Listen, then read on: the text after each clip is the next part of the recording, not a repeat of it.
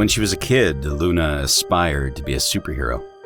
Not the ones in skin-tight suits that could fly, but the ones that identified connections where others didn't. She wanted X-ray vision to observe criminals when they tried to hide from the law, and supersonic hearing to listen in on mischievous talks, then a measure of heightened strength to restrain the guys bigger than her. This was all she craved when she was a child. As she became older, her ambitions took a more realistic approach, which seemed in direct opposition to the surreal tone the news took.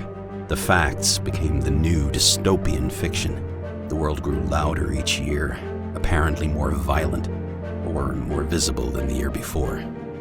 Her generation grew up looking to cull the increasingly violent trends that saw mass incarcerations, drug wars, and serial killers studying to gain notoriety. Luna took the analytical route in her quest for justice, feeling more at home processing case files, evidence, and connecting dots. Her cousin, a sister almost, enrolled in the academy and became an officer of the law. Even extended family, no matter how far away, seemed to gravitate towards law enforcement, almost as if it were in their blood. A murderer becomes a serial killer with just 2 more kills, a coworker informed her over scones and coffee one morning. This one had 3 total that day, but that number hit double digits soon enough, accumulating corpses of officers, criminal lawyers, and several field investigators to a growing pile of victims. The news on TV, becoming more unreal as the years ticked on by, ran the blue blood killer story 24/7. Luna knew about the local serial killer, more so than most thanks to all the overtime spent processing corroborative evidence for their many crimes. However, it still felt more like gossip and fabricated plot points. At least, until that phone call made something so artificial an actuality. The call came in the middle of the night, as unexpected as a bullet in the dark. Her cousin, the exemplar of a police officer, had been killed. It was just a tragically common traffic stop gone wrong, or armed robber with a weighted pistol. Maybe Luna could have mourned and pushed on, but it wasn't any run-of-the-mill incident that was so characteristic of headlines. No, it wasn't that, because life had long turned into a phantasmagoric nightmare. Officer Sarah Youngman, revered by all that mattered, died at the hands of the blue blood killer. Who he was, or who they were, remained an enigma despite their murder spree eroding through states, counties, and homes. But more than the long list of confirmed victims and possible connections Luna herself had registered and slept away, this monster killed Sarah. Somehow, that turned the boogeyman into a living, breathing threat. No longer was this tyrant a thing she filed at the end of the day. It wasn't an obsession of the media. He was here, and if not in the literal sense, then definitely in her mind. This realization gnawed at her for months after the real mourning faded. Luna's acceptance stage barely registered before she fell swiftly to anger once again, and it never genuinely went away. Luna craved a name. She wanted to know who killed the sweetest woman in the world, despite so-called dirty cops walking free. Luna needed justice. What was it about her cousin that triggered this killer in the first place? Could it be that she stood for everything a cop should be? A perfect example of morality, protectiveness, mentality, and heart? Officer Youngman was everything demanded in the ones that protected them, and Luna wouldn't allow her memory to fade away as another statistic. Day in and day out, she spent the connection she'd built up through work and rowdy Christmas parties to see if there was something no one else saw. Cop friends that never steered her wrong came up empty-handed. Family members with careers linked closer to the real action knew little else than the papers. Even the old-timers that knew things few else did all but shrugged when she pressed them for clues. She needed leads first, but there were none. So, in a last-ditch effort, she resolved to chew her boss for leeway. Luna did all she could for any little morsel of information, regardless of the fallout. Being an investigations analyst for the district attorney's office had its perks. but it only teased her for all the good it did with building an idea of who this killer was. Her boss knew what she was after, but he followed the rules as strictly as Luna did. Being shut down by him just meant there was one less layer between a law-abiding citizen and vigilante justice. With each denied application for information outside her classification, Luna saw the justice system's holes appear and broaden. Sometimes the law hindered what mattered. Progress couldn't always continue behind red tape and protocol. Perhaps, in cases like these, rules were meant to be budged. Maybe she couldn't talk her way into databases and case folders. Maybe it wasn't so easy as to read reports on other victims, hoping a eureka moment hit her. If she were going to make any change, it had to start with her, with citizens willing to help. Yes, Luna respected the law, and she would uphold it as Sarah would have wanted, but she couldn't stand idly by any longer. One morning, she called in sick, made flyers, and pinned them around town. She started a neighborhood watch that day, and by the next day at work, Luna couldn't think of anything else. It started with one report, then two, then 3 and 4, and more. Before she realized what was happening, her small network of retired cops and nosy neighbors had become a full-on crime watch program that spanned beyond the neighborhood, the suburbs, and into town. At times, the number of reports felt too much for one person, but for the hundreds of thousands of people less prepared for human horrors as Sarah was, Luna felt that a couple of sleepless nights was the least she could do. Luna had to get her answers somehow.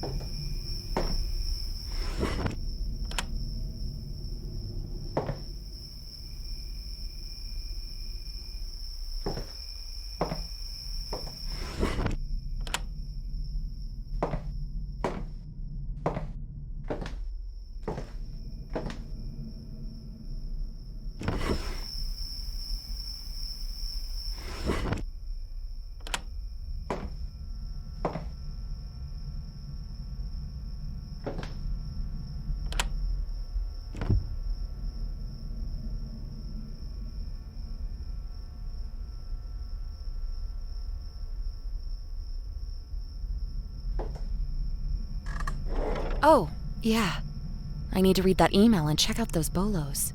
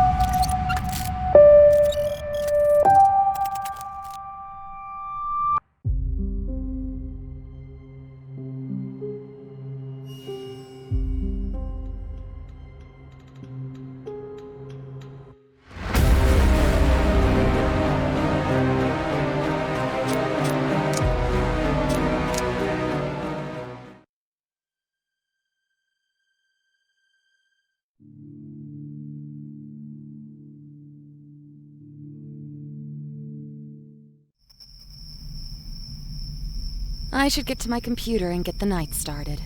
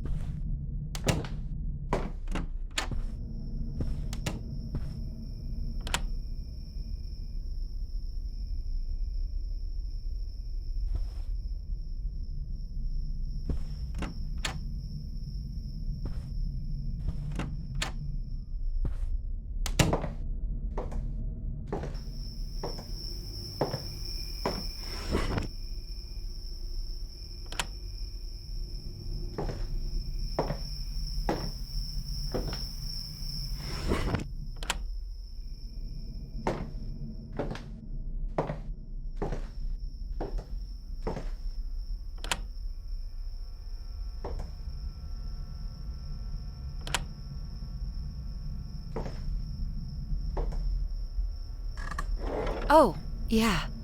I need to read that email and check out those bolos.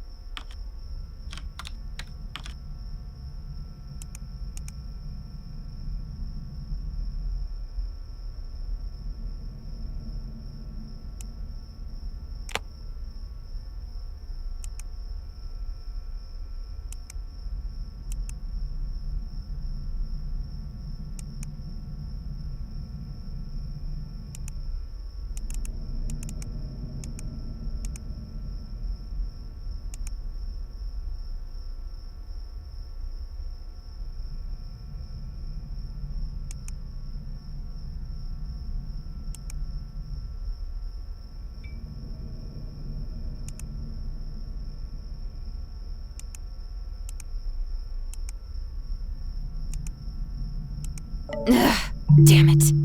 Internet went out again. I need to go reset the router in the backroom closet.